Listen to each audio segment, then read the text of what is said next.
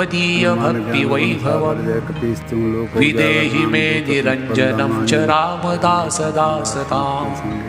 अगण्य पुण्यवान् भवान् अनन्यधन्यजीवनः विमुच्य मौक्तिकस्त्रजं ददौ धरात्मजा मुदा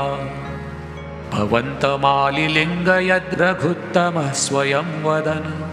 इदं हि मे हनुमतः प्रदेय सर्वमित्यहो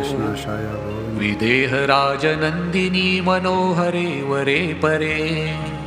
विदेहमुक्तिदायके विदेहि मे मनोहरे क्षणं क्षणं निरीक्षणं भवेद्यथा मयि प्रभो तथा निवेदयस्व मद्दशां दशाननान्तके इदं च पञ्चचामरं गृहाणदासकल्पितम् समीरणात्मसम्भव प्रमोदमानचेतसा